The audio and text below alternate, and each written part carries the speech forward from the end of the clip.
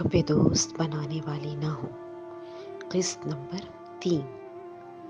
اڑتے دھوئیں کے مرغولوں میں آصف کبھی دھندلا نظر آتا تو کبھی واضح نظر آنے لگتا، مگر نام نہاد عاشق کے تاثرات میں کوئی تبدیلی نہ آئی۔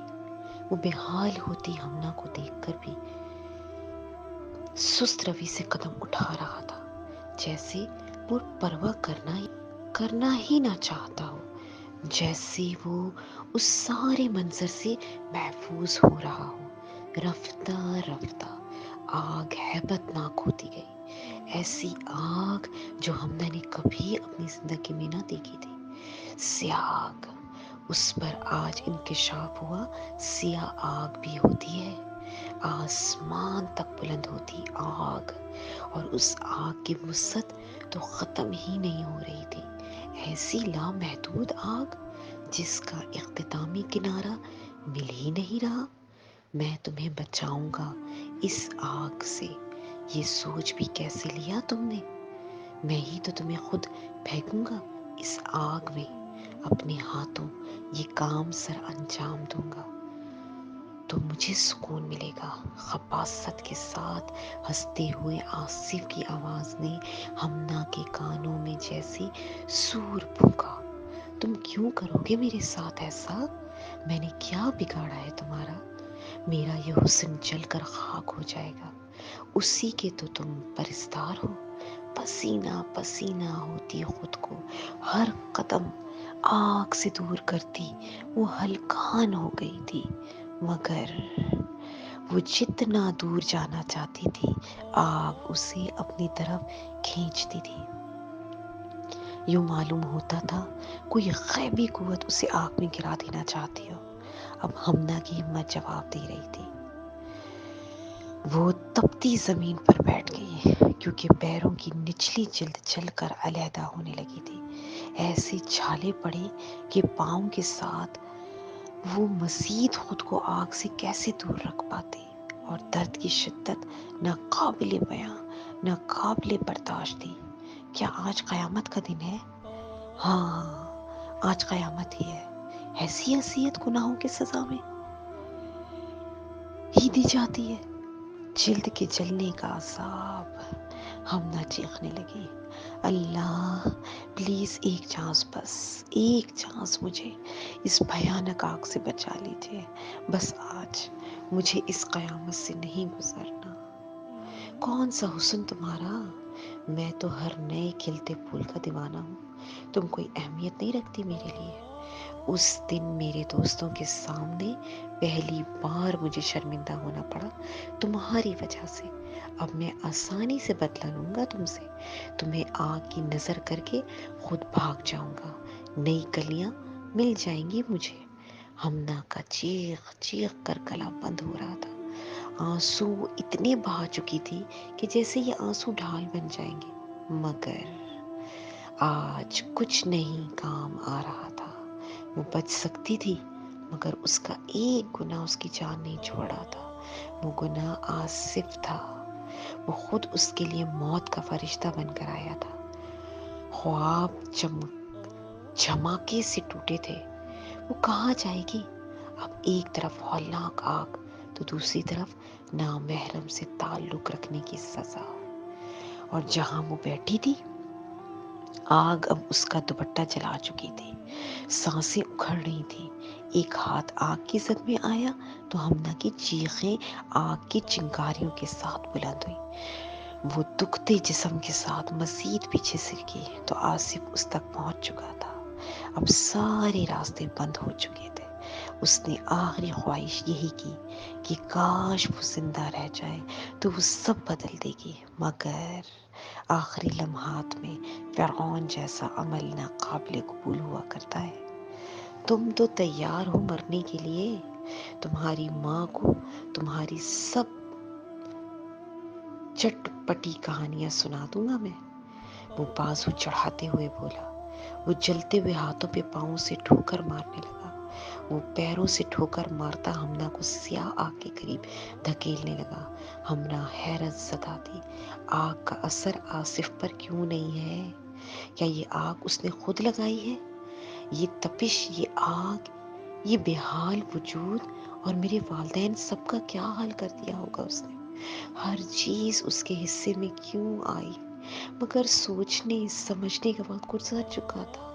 آصف کا دیا ایک زوردار دھکا ہمنا کو منہ کے بل آگ پر گرانے لگا، اور ایک دن خراش چیخ کے ساتھ ہمنا کی آنکھ کھلی تو اس نے خود کو اپنے اسی صاف ستھرے کمرے کے بیڈ پر پایا.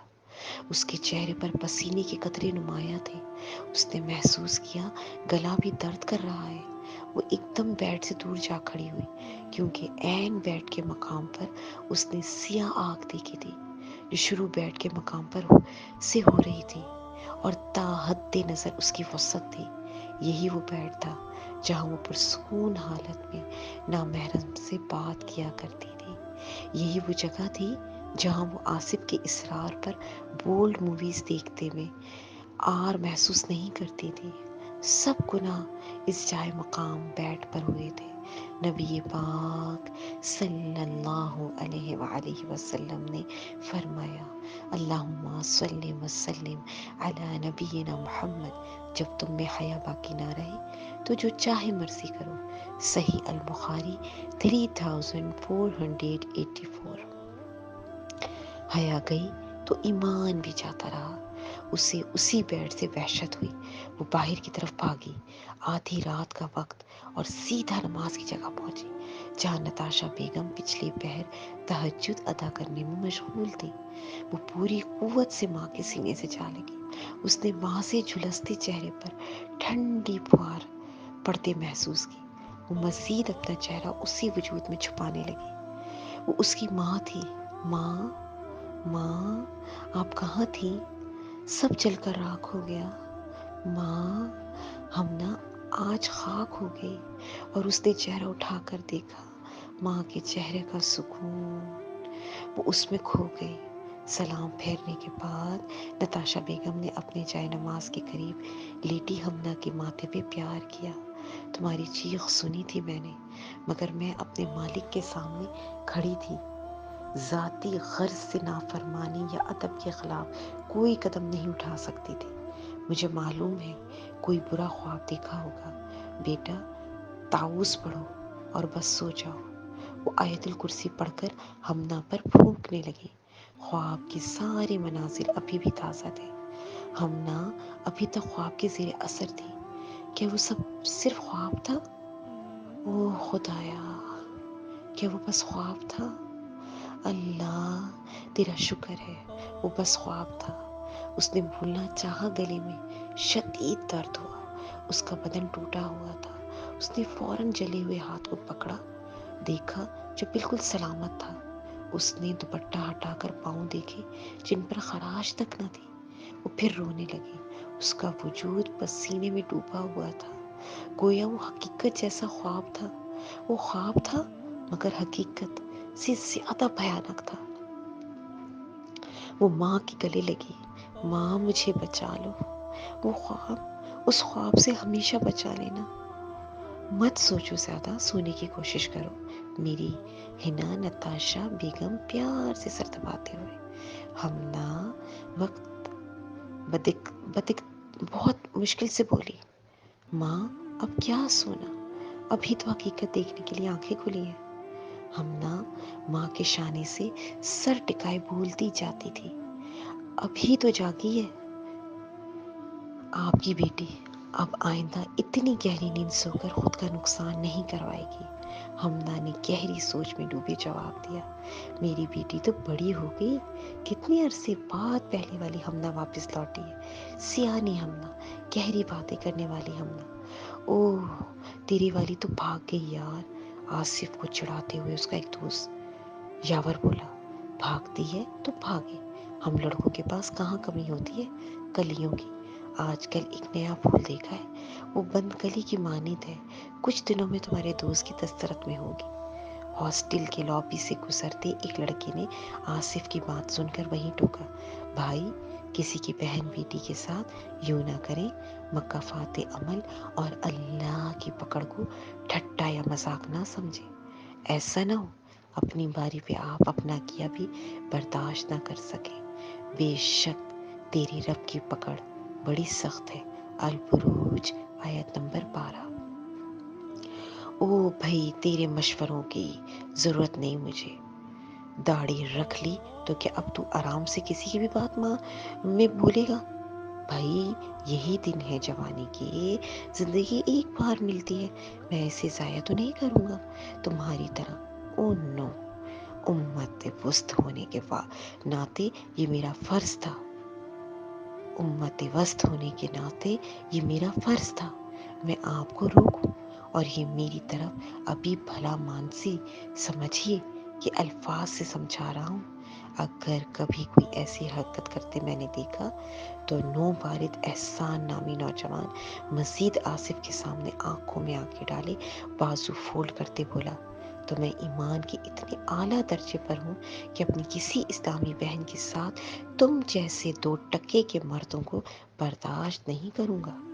وہ حال کروں گا کہ 7 نسلیں بھی کوئی کسی عورت کو آنکھ اٹھا کر نہیں دیکھیں گے۔ یاد رکھنا، اور میری شکل بھی یاد رکھنا، میں ہوں داڑھی والا احسن۔ تمہاری آسانی کے لیے یہ الفاظ کافی ہیں، ذہن میں بٹھا لو۔ شہادت کی انگلی سے نوجوان احسن وارننگ دیتا سیڑھیاں اترتا چلا۔ آصف کے چہرے پہ واضح ایک ڈر سا آثار تھے۔ یاور گویا ہوا، بھائی اگر یہاں رہنا ہے، باقی تعلیم مکمل کرنی ہے تو احتیاط کرنا ہوگی۔ یہ ہمارے سینئرز ہیں، سارے ہاسٹل اور کالج میں انہی کا روب ہے، اور اساتذہ بھی انہی کو معتبر مانتے ہیں، مشاورت کرتے ہیں ان لوگوں سے۔ آصف سنبھل گیا، مگر لاتوں کے بھوت باتوں سے کہاں مانتے ہیں۔ وہ نئی چھپ چھپا کر بے حیائی کرنے کی احتیاط سے پلاننگ کرنے لگا۔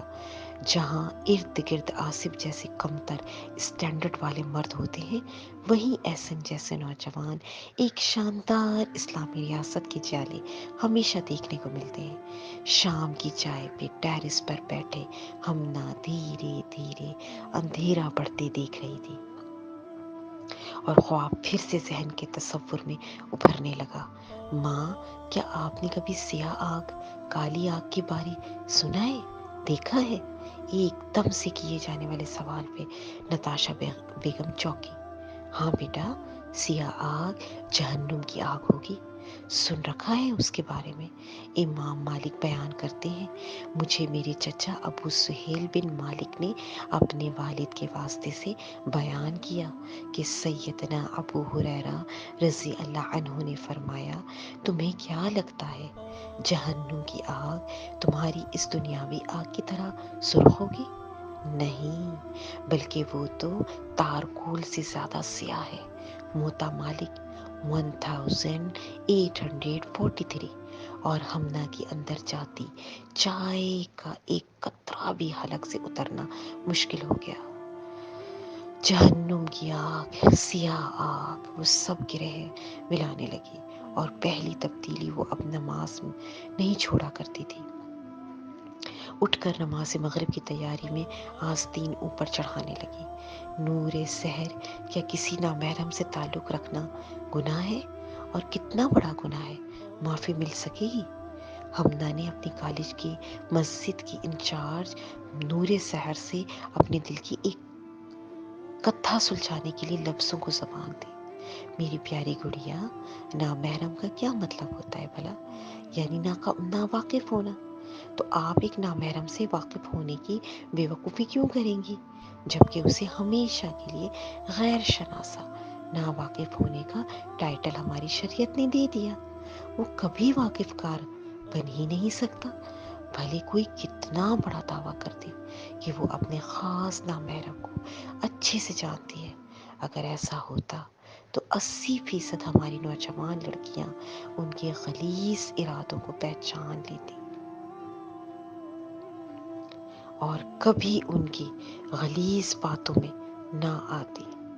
پر یہ ایسا وار ہے کہ انسان کو اپنے اندر سمو ہی لیتا ہے۔ ہمنا، تم اللہ کی طرف آئی ہو، اللہ تمہیں کبھی ضائع نہیں ہونے دے گا۔ ہمنا کے آنسو بہنے لگے۔ ہمنا، اللہ تمہیں کبھی ضائع نہیں ہونے دے گا۔ یہ بات ہمنا نے سنی، ہمنا کے آنسو اور بہنے لگے۔ دل کی ایک کتھا سلجھانے کے لیے لفظوں کو زبان دی۔ میری پیاری گڑیا، نامحرم کا کیا مطلب ہوتا ہے بھلا؟ کبھی واقف کار بن ہی نہیں سکتا، بھلے کوئی کتنا بڑا دعویٰ کر دے کہ وہ اپنے خاص نامحرم کو اچھے سے جانتی ہے۔ اگر ایسا ہوتا تو 80% ہماری نوجوان لڑکیاں ان کے غلیظ ارادوں کو پہچان کر یہ حرام رشتہ نہ بنائیں۔ یہ شیطان کی بے حیائی کی ایک بہت بڑی چال ہے، جس پر محبت کا لیبل لگا کر محبت جیسے پاکیزہ جذبے کو بھی بدنام کر دیا گیا ہے۔ شیطان تمہیں محتاجی کا اندیشہ دلاتا ہے اور بے حیائی کا حکم دیتا ہے۔ البقرہ آیت نمبر 268۔ بغیر کسی حلال رشتے کے آپ جتنا بھی چالیں، نامحرم محرم نہیں ہوگا، یعنی غیر شناسہ شناسہ نہیں بنے گا، اور ناواقفیت ہمیشہ قائم رہے گی۔ آپ ہرگز اس پر اندھا یقین نہیں کر پائیں گے، کیونکہ یقین بھی اسی پر کیا جاتا ہے جس سے آپ واقف ہوں۔ غیر شناسہ اور ناپسندیدہ تعلق میں پڑھ کر اپنے پاؤں پر کلہاڑی کیوں مارنی ہے بھلا؟ وہ چھپ چھپا کر جو جھوٹے دعوے کریں، مگر اللہ ہر چیز سے واقف ہے۔ تبھی قرآن میں فرمایا گیا، اور تم ہر اس بات میں کچھ گناہ نہیں، اور تم پر ہر اس بات میں کچھ گناہ نہیں جو اشارے کنائے سے تم عورتوں کو نکاح کا پیغام دو یا اپنے دل میں چھپا رکھو۔ اللہ کو معلوم ہے کہ اب تم تذکرہ کرو گے، لیکن ان سے خفیہ وعدہ نہ کر رکھو۔ البقرہ آیت نمبر 235۔ اب دیکھیے، اللہ نے پہلے ہی خفیہ وعدہ کرنے سے منع کر دیا۔ صرف نکاح جیسے پاکیزہ بندھن کی اجازت ہے۔ ہم نہ سر جھکائے ہر بات دل میں اتاری، لیکن نور سحر دل پر اختیار نہیں، کوئی بھی پسند آ سکتا ہے، کوئی خود کو کیسے روکے؟ ہاں میری پیاری، اللہ اپنے بندوں پر ظلم نہیں کرتا۔ اللہ کو بھی معلوم ہے کوئی بھی پسند آ سکتا ہے۔ میرے بندے کمزور ہیں، اسی لیے اجازت ہے کہ جو جس کو پسند کرے شادی کر لے۔ جیسے قرآن میں فرمایا گیا ہے نا، تو ان عورتوں سے نکاح کرو جو تمہیں پسند ہو، تو کرو ان عورتوں سے نکاح جو تمہیں پسند ہو۔ سورہ نساء آیت نمبر 3۔ لیکن سنبھل کر پسند سے مراد کسی کی کوئی عادت خوبی آپ کو اچھی لگے اور آپ بس سیدھا نکاح کا پیغام بھیجنے کا وسیلہ پیدا کریں، نہ کہ نامحرم تعلقات میں پڑ جائیں، بات چیت کے ذرائع ڈھونڈیں، لمبے تعلق چلیں اور آخر میں وہ صرف وقت گزاری ہو۔ ایسے سب عوامل کی اجازت نہیں، صرف نکاح کی اجازت ہے۔ نکاح کا پیغام بھیجیں، ہو جائے تو ٹھیک، ورنہ اللہ کی رضا میں ہمیشہ راضی رہیں۔ المیہ یہ ہے کہ لوگ پسند اور محبت میں فرق کرنا بھول گئے ہیں، اور پھر شکایات بھی اللہ سے کرتے ہیں۔ اللہ نے ایسی حدود سے تجاوز کرنے کی اجازت ہی کب دی جو بعد میں دل ٹوٹے یا نامحرم دھوکہ دے تو دھوکہ دے کر اللہ کو بتایا جائے۔ یہ سب آپ کے اپنے ہاتھوں کے کمائے اعمال ہوتے ہیں، بھگتنا پڑتے ہیں، اور ناجائز بنائے گئے تعلقات سے رحمت برکت اٹھ جاتی ہے۔ ایسے رشتے دکھ تکلیف کا باعث بنے۔ اللہ اکبر۔ اسی لیے تو قرآن میں مومن عورتوں کی صفت بیان کی گئی ہے، اور وہ چھپے دوست بنانے والی نہ ہوں۔ النساء آیت نمبر 25۔ وہ سیپ میں چھپی جاتی ہیں، وہ سیپ میں چھپ جاتی ہیں، وہ اپنے محرم کے لیے خود کی عزت کی حفاظت کرتی ہیں، وہ اپنے سب جذبات اپنے محرم کے لیے سنبھال رکھتی ہیں، وہ شیطان کی طرف سے ملنے والے بے حیائی کے حکم کو تسلیم نہیں کرتی۔ بلکہ پاؤں تلے روند کر گزر جاتی ہیں۔ اور جہاں تک بات ہے اس گناہ کی معافی ہے تو جی بالکل ہے، میرا اللہ فرماتا ہے۔ اور وہ لوگ کہ جب کسی بے حیائی کا ارتکاب کر لیں تو اپنی جانوں پر ظلم کر لیں تو اللہ کو یاد کر کے اپنے گناہوں کی معافی مانگیں۔ سورہ آل عمران آیت نمبر 135۔ نور سحر، آپ کی ہر بات کتنی پر اثر ہے، عمل کرنے کو دل چاہتا ہے۔ اور وہ مسکراتے ہوئے کہنے لگی، ہاذا من فضل ربی وما توفیقی الا باللہ۔ اور ایک خوبصورت گفت و شنید کے بعد دونوں کی اکثر گفتگو رہنے لگی، ابھی جاری ہے۔